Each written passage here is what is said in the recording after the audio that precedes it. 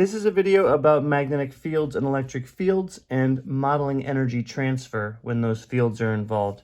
Before we get started, just a few quick suggestions. I strongly suggest that you actively watch and listen. That usually means that you are writing out your own notes if you can.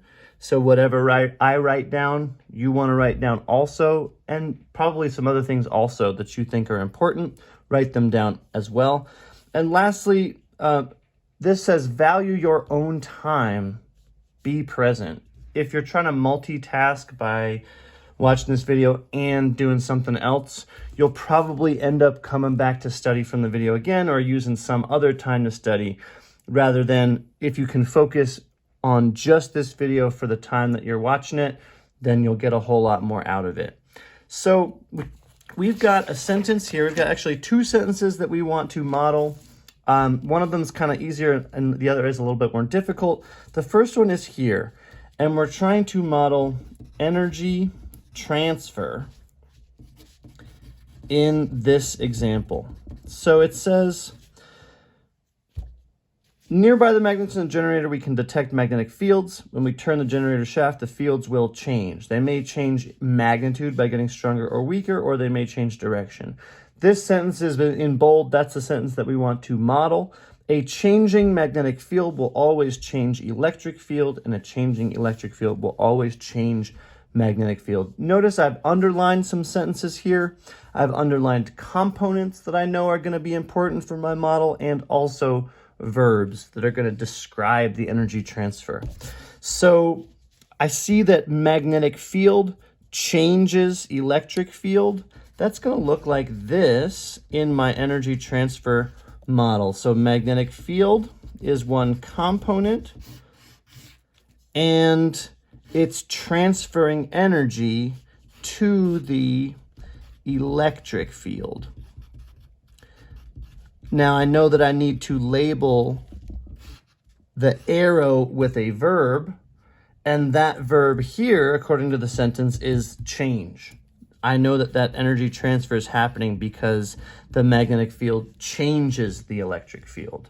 A few questions here that come up. Where did the energy come from in the magnetic field? I can tell that from the sentence previously that the generator is the thing that changed the magnetic field. So very similar to this transfer, when I turn my generator, that changes the magnetic field, which changes the electric field.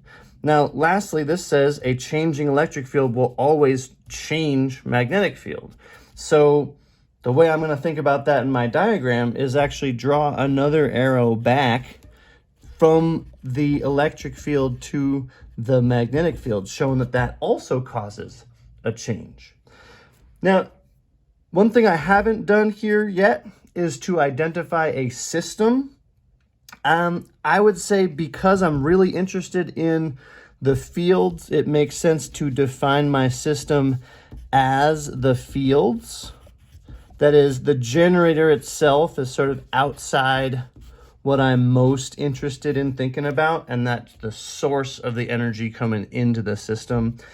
Another thing that I haven't paid attention to yet is whatever limitations there are in my model. The way I think about limitations is sort of what don't I know yet, or what can't I show yet? And in this case, I know that energy is usually lost to the surroundings, but I haven't shown that at all. That is, this diagram shows all of the energy from the generator going to the magnetic field, and then all of that energy going to electric field. It's possible that the energy is leaving somehow, but I don't know exactly how that works. So I can show limitations by putting a question mark here, and I can also say it in words.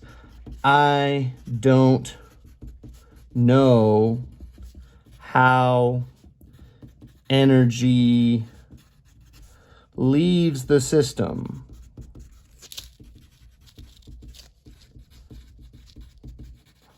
To the surroundings.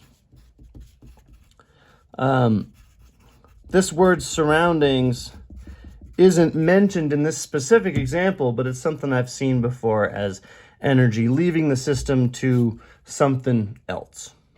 So that was our simple example. We're going to look at a more complicated example now, and it's on the back of this reading over here.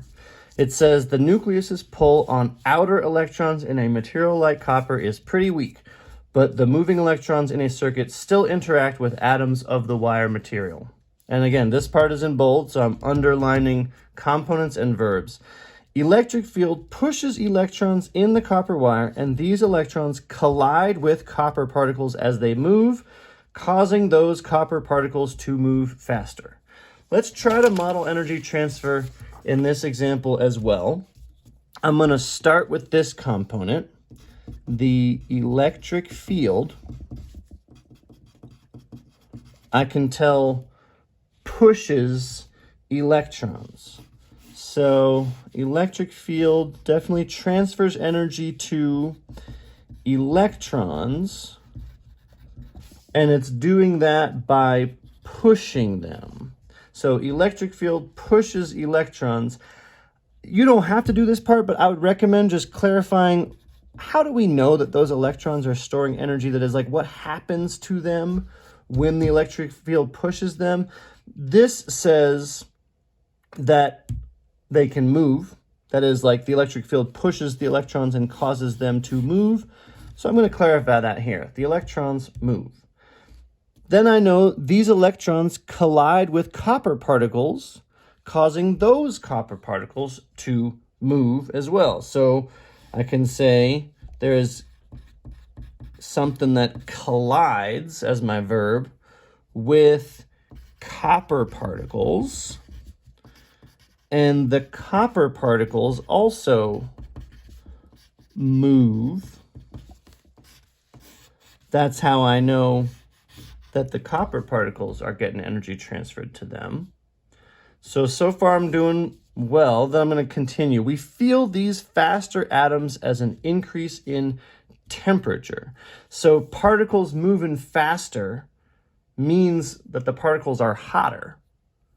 These faster moving, hotter copper particles then collide with nearby particles of air or other materials, and energy is lost to the surroundings. So this sentence actually helps me understand a little bit about how energy can leave the system to the surroundings, but I need to actually show it. So this says the copper particles can collide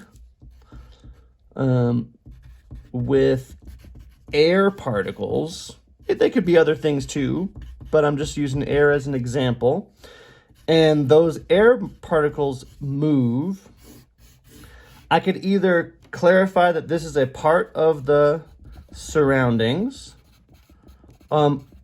or even better, I could identify my system to be the wire itself, so I can tell that energy is leaving the system because it's crossing this dotted line and actually leaving the wire.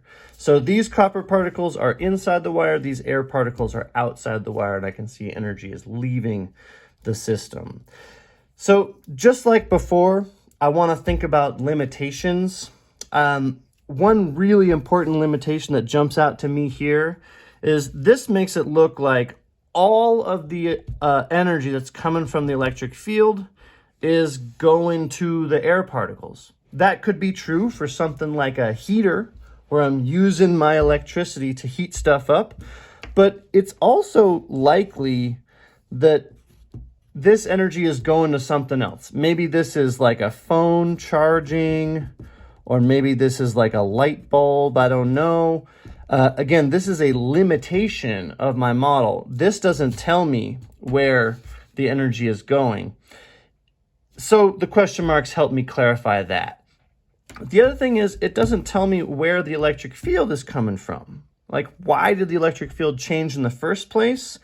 This could have been because of a generator. We've seen a generator. In fact, in this last example, we saw a generator change the electric field. It's having a more complicated effect as well, but If I wanted to identify that, I could, but I would need to put question marks here because I don't actually know that a generator is causing this change in electric field. So a few things that we've done here, just to recap, we drew a couple examples of energy transfer for a few different sentences, and we identified components and verbs. The verbs are on arrows to show energy transfer, and we identified limitations for each of those models. If you're looking to practice with this more, which I'd recommend, look for other sentences in this reading that are bold, like this one here and this one here. You saw one over here, and try modeling those yourself as well to see if they make sense to you.